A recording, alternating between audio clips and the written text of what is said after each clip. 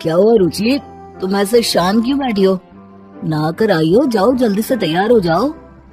क्या तैयार हूँ मयंक जी, 2 कपड़े हैं, रोज रोज यही पहन कर निकल जाती हूँ कमरे से बाहर। पता नहीं मेरे बारे में क्या सोचती होंगी कि नई बहू है और कपड़े वही पुराने। तुम भी ना बिल्कुल पागल हो, कोई कुछ नहीं सोचेगा तुम्हारे बारे में घर में। तुम वैसे भी इतनी सुंदर हो कि तुम्हारे कपड़ों पर किसी का ध्यान ही नहीं जाता। आप मेरे पति हो, लेकिन बाकी सब तो नहीं है ना। आपको मैं भले ही खूबसूरत दिखूं, लेकिन बाकी सब मुझे मेरे कपड़े से ही जज करते हैं। कसम से बहुत बुरा लगता है मुझे तो, जब मैं 2 जोड़ी कपड़ों में ही रोज रोज बाहर उठकर चली जाती हूँ। तुम भी क्या इतनी परेशान हो रही हो? चलो छोड़ो, इतनी सी बात है, बाहर चलते हैं। भाभी, आप अभी तक तैयार क्यों नहीं हुए? आपको पता है ना, आज हमें मंदिर में जाना है। मुझे तो लगा अब तक आप तैयार भी हो गई होंगी। मैं तैयार हो ही रही थी, लेकिन अपना हाल देखकर ना बहुत बुरा लगा। कुछ है ही नहीं पहनने को। तुम खुद बताओ सुनी, एक नई बहू बाहर मंदिर ऐसे ही चली जाएगी क्या, सादे से कपड़े में? लोग भी देखेंगे तो पता नहीं क्या बोलेंगे मेरे बारे में। मुझे तो लगा आपको ये सूट बड़ा प्यारा लग रहा है, इसमें क्या खराबी है? आप तो इसमें बहुत सुंदर लगोगी। उस दिन देखा था मैंने, आप इसमें ना बहुत अच्छी लग रही थी, यही पहन लो। देखा रुचि, मैं पहले ही कह रहा था कोई तुम्हें जज नहीं करने वाला। तुम हर कपड़ों में अच्छी लगती हो, लेकिन तुम मेरी बात मान ही नहीं रही थी। अब तो मान गई ना, सोनी भी यही कह रही है। चलो अब इतना ज्यादा मत सोचो, जल्दी से तैयार हो जाओ, वरना तुम ही लेट हो जाओगी और बाद में बोलोगी मैं लेट हो गई। मैं नहीं जा रही कहीं। आप दोनों भाई बहन को तो मेरा दुख दिखता ही नहीं है। अरे नहीं बहू, ऐसे कुछ भी पहन के चली जाए तो लोग तो बातें बनाएंगे ना। आप लोगों को तो फर्क पड़ेगा नहीं। मैं नहीं जा रही आपके साथ, जिसको जाना है खुद चले जाओ। अरे तुम तो गुस्सा हो गए। मैं ये बोल रहा था कि अभी चलो, मैं तुम्हें फिर नए कपड़े दिला दूंगा। जो तुम बोलोगी वो दिलाऊंगा, तब तो कोई परेशानी नहीं होगी ना।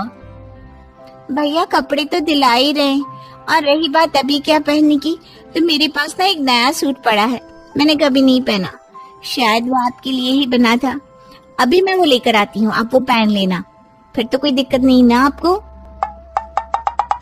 आप लोग इतना बोल रहे हो तो फिर मुझे क्या परेशानी होगी। ठीक है, मैं चल लेती हूँ, लेकिन याद से मयंक जी, मुझे दिला देना नया सूट। और सोनी, जो तुम मेरे लिए अपना नया वाला सूट लेकर आ रही हो ना, वो मैं तुम्हें वापस नहीं दूंगी, क्योंकि वो नया है ना, तो मैं क्या वापस दूं, मैं ही रख लेती हूँ, ठीक है ना। मैं ना करवा चौथ का व्रत नहीं रख सकती। क्यों बहू, क्या हुआ? करवा चौथ का व्रत तो हर सुहागन को रखना चाहिए, और तू है कि मना कर रही है? माँ जी आप ही बताओ, करवा चौथ का व्रत लाल नई साड़ी पहन कर रखा जाता है, और वो भी दिन में अलग पहनी जाती है, रात के समय अलग।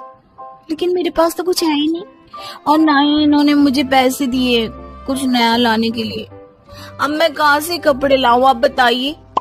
अरे बहू, बस इतनी सी बात के लिए करवा चौथ का व्रत रखने से मना कर देगी?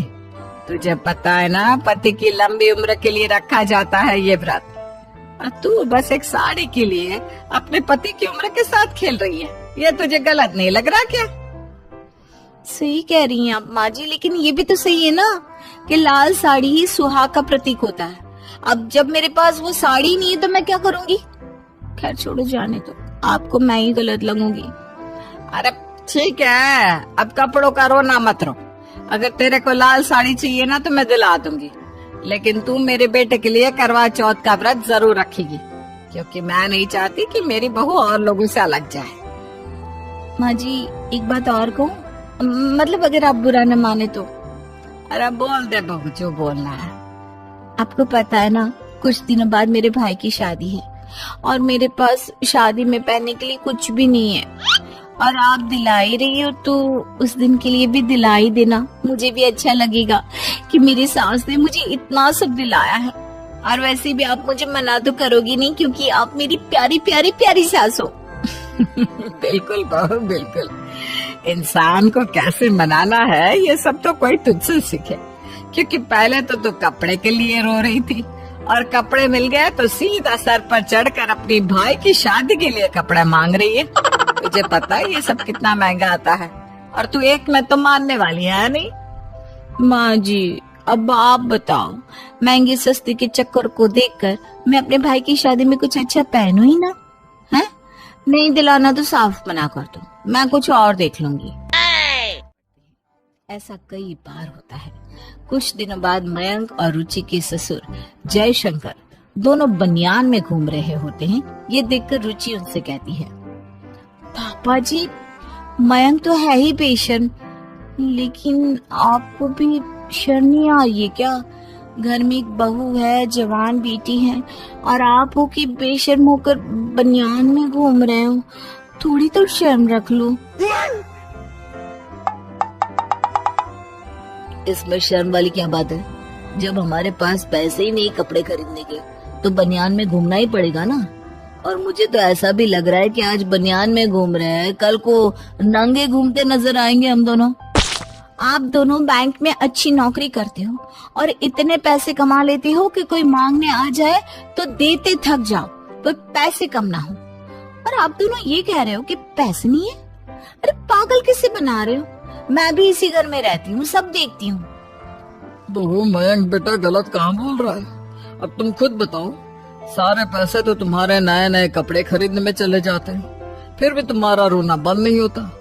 और हम यहाँ 2 शर्ट में पूरा महीना गुजार ले, फिर भी कभी शिकायत नहीं करते। और अब तो वो खरीदने तक के पैसा नहीं है। कोई बात नहीं रुचि, तुम इतना परेशान मत हो। हमारा क्या है, हम तो अपना काम बनियान में भी चला लेंगे, लेकिन हम तुम्हें ना रोज नए कपड़े दिलाएंगे।